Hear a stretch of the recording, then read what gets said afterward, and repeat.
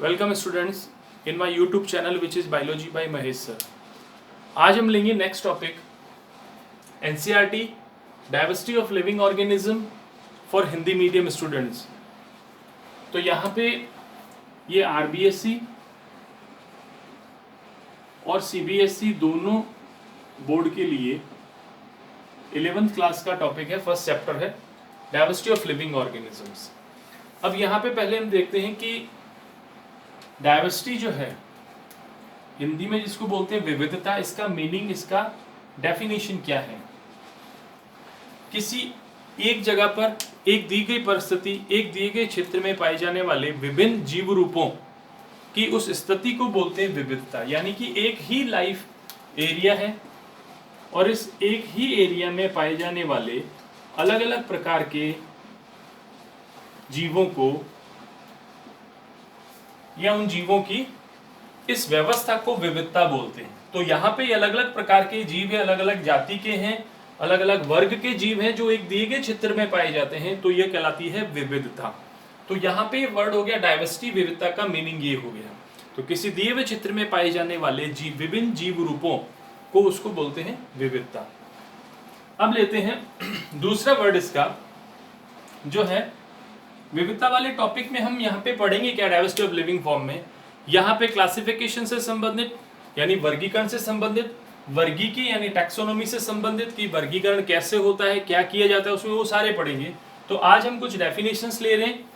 इसमें next definition है classification या वर्गीकरण। तो वर्गीकरण क्या होता है? विज्ञान की वह शाखा जिसमें सभी जीवों को, विज्ञान की वह शाखा जिसमें सभी जीवों को उनकी समानता और असमानता के आधार पर अलग अलग समूहों में रखा जाता है, तो उसको बोलते हैं वर्गीकरण। ठीक है, तो यहां पे समानता और असमानता के आधार पर उनको अपने अपने संबंधित समूह में रखा जाता है, तो यह प्रक्रिया कहलाती है वर्गीकरण। ठीक है, जैसे विविधता के अंदर हमने देखा था कि यहां पे ये सारे एक साथ में हैं। ठीक है, तो इन सभी को, समान जीवों को एक साथ रख दिया। जैसे ये अल्फाबेटिक ऑर्डर में है तो ये समान जीव है, तो इनको ग्रुप 1 दे दिया, और ये न्यूमेरिक फॉर्म में है तो इनको ग्रुप 2 दे दिया। तो यह कहलाता है वर्गीकरण। तो समानता असमानता के आधार पर उनको संबंधित समूहों में व्यवस्थित करने की प्रक्रिया वर्गीकरण कहलाती है। थर्ड पॉइंट आता है टैक्सोनॉमी, वर्गीकी।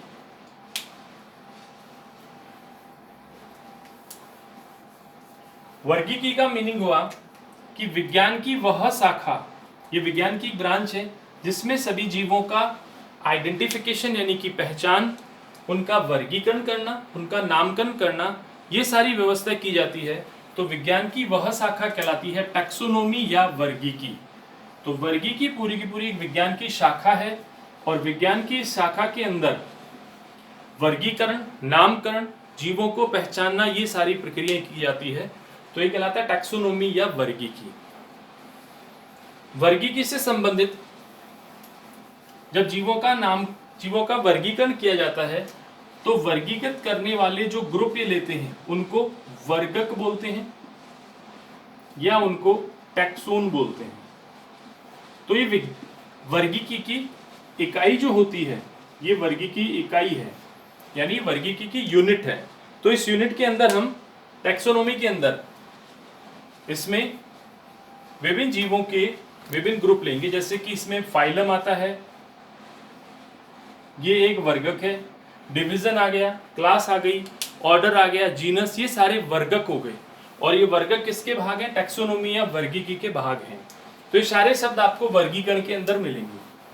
नेक्स्ट लेते हैं नोमेनक्लेचर या नामकरण। नोमेनक्लेचर या नामकरण का मतलब होता है कि वह प्रक्रिया जिसके द्वारा जीवों को एक विशिष्ट वैज्ञानिक नाम दिया जाता है, उस प्रक्रिया को बोलते हैं नामकरण। तो यहाँ पे नामकरण जो होता है, जितने भी जीव हैं उनको एक साइंटिफिक नेम दिया जाता है, वैज्ञानिक नाम दिया जाता है, और वैज्ञानिक नाम देने की इस पद्धति को नोमेनक्लेचर या नामकरण बोलते हैं। जैसे उदाहरण में हम ले सकते हैं मनुष्य या ह्यूमन का जो नामकरण किया गया है वो क्या है? Homo sapiens sapiens. तो यहाँ पे जो होमो सैपियंस सैपियंस जो नाम दिया गया है ह्यूमन बीइंग का, तो ये है इसका नामकरण। ऐसे कैसे रैट का जो है रेटस रेटस है, फ्रॉग का राना टिग्रीना है, तो ये सारे के सारे जो नाम दिए गए हैं ये इसी टैक्सोनॉमी की ब्रांच जो नॉमेनक्लेचर ब्रांच है उसके द्वारा दिए जाते हैं, तो इसको बोलते हैं नामकरण करना। तो सारे जीवों का एक विशिष्ट नाम दिया जाता है जो सब जगह एक होता है। यहाँ पे नामकरण की 2 पद्धति काम में ली जाती है। पहले तो 3 पद्धति थी, लेकिन अभी बहुपद्धति जिसमें नामकरण के में बहुत सारे पद लिए जाते थे। उसके बाद आई बाइनोमियल यानी कि बहुपद, और उसके बाद बहुपद के बाद में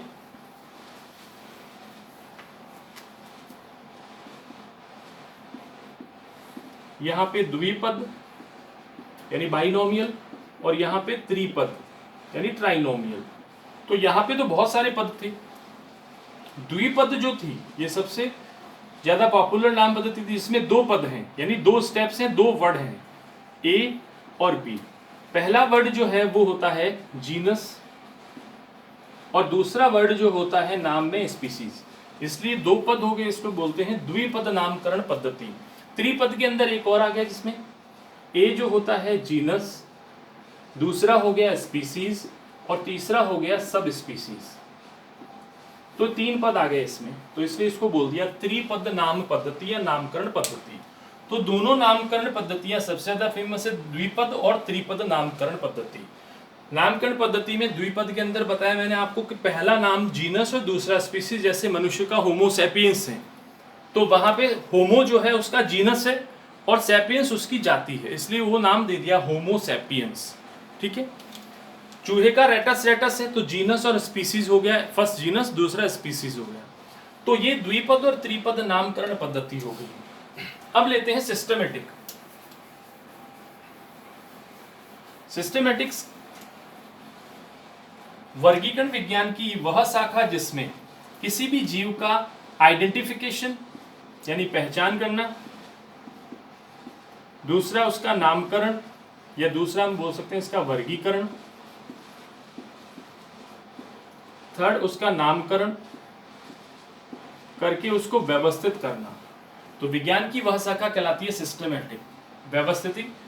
ठीक है। तो ये हो गई 5 डेफिनेशन जो है वो diversity of living organism chapter की है।